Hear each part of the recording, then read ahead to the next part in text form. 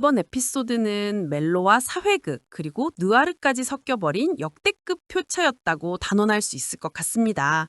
특히 엔딩에서 던진 7년 후의 충격적인 재회는 우리가 그동안 봐왔던 종이의 모든 희생을 한순간에 뒤흔들어 버렸죠. 지금부터 7년이라는 긴 단절을 초래한 만년필 사건과 그 전후의 모든 서사를 뼈와 살을 붙여서 아주 디테일하게 분석해 보겠습니다. 먼저 6화의 시작과 끝을 관통하는 7년 후의 모습부터 이야기해야 할 것 같아요.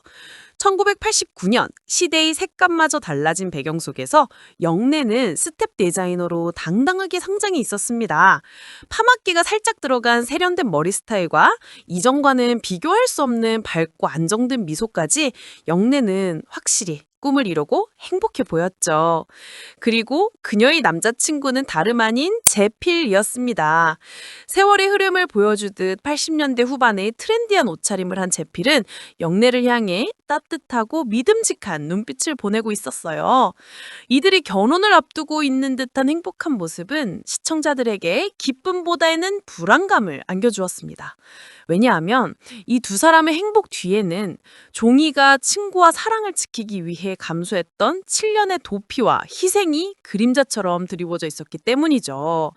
예고편에서 그 모든 것을 버린 종이가 스쳐 지나가듯 나타나는 순간 7년간 묻어두었던 비극의 서막이 다시 열릴 것 같은 섬뜩한 긴장감이 느껴졌습니다.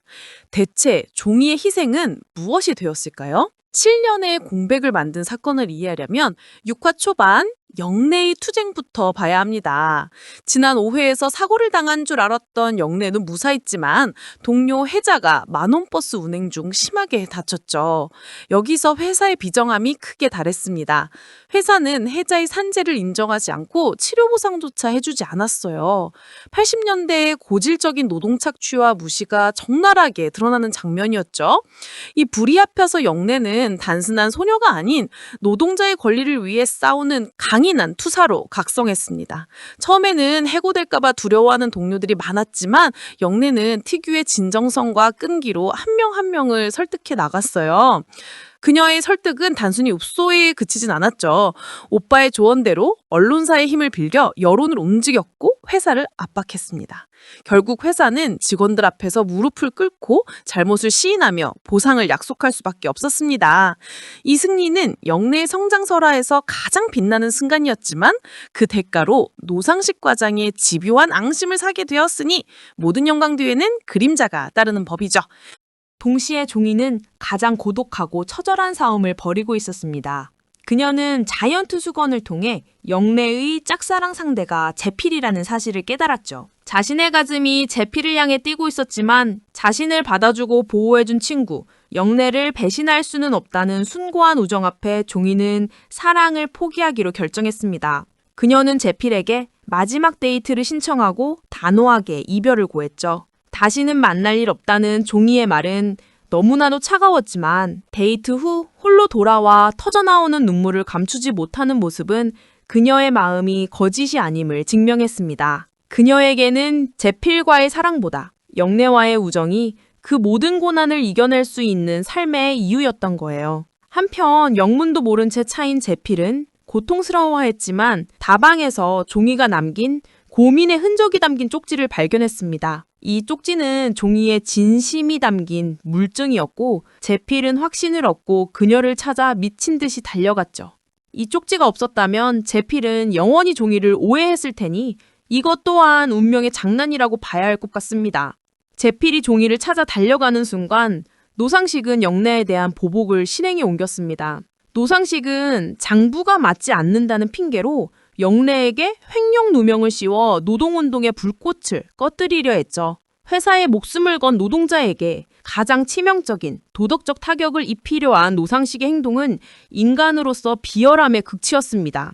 바로 이 절체절명의 순간 종이가 나타났습니다. 그녀는 영래가 겪는 부당함과 고통을 더 이상 지켜볼 수 없었죠. 그리고 충격적이게도 종이는 손에 쥔 만년필을 노상식의 목에 찍어버리는 극단적인 선택을 했습니다.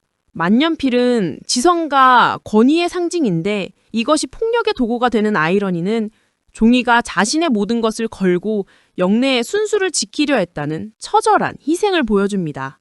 피를 흘리며 쓰러진 노상식과 믿을 수 없는 현실에 하얗게 질린 영내의 모습은 이 드라마의 가장 강렬한 아이콘이 될 것 같네요. 정신을 차린 영내는 자신의 유명을 벗겨준 친구에게 감사 대신 도망가! 라고 절규하며 그녀를 현장에서 보냈습니다. 영내는 친구의 앞날을 위해 그 모든 것을 짊어지기로 한 거예요. 그리고 그 순간 제필이 현장에 도착했습니다. 그는 쓰러진 노상식과 피투성이 현장을 목격하고 영문도 모른 채 울먹이는 영래를 발견했죠. 영래가 겨우 잊지 못한 종이가 라는 말은 제필에게 종이가 이 사건의 중심에 있다는 것을 암시하며 충격과 혼란에 안겨주었습니다. 이 사건은 결국 종이의 7년 도피라는 결과를 낳았을 거예요. 노상식은 죽었을까요? 종이는 살인자일까요? 아니면 상해를 입힌 것일까요? 법의 심판을 피한 종이는 자신의 청춘과 사랑 모두를 희생하며 7년간 어둠 속에서 살았을 겁니다. 그리고 그 7년 후 영예는 자신이 모든 것을 포기하며 지키려 했던 남자 제필과 행복하게 연애하고 있었죠. 종이의 희생이 영예의 행복을 위한 것이었지만 정작 자신이 사랑했던 남자가 영예의 곁에 있는 것을 보는 종이의 마음은 어떨까요? 배신감일까요? 아니면 자신이 꿈꾸던 행복을 영예가 대신 이룬 것에 대한 씁쓸한 체념일까요? 7년 동안 멈춰있던 종이의 문명은 다시 나타나는 순간 제필과 영래의 완벽해 보이는 행복을 송두리째 뒤흔들지 않을 수 없을 것 같네요.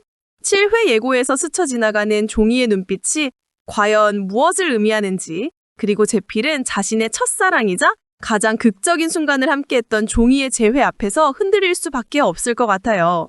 이들의 엇갈린 운명과 충격적인 결말이 기다리고 있는 다음 회차, 절대 놓칠 수 없을 것 같네요.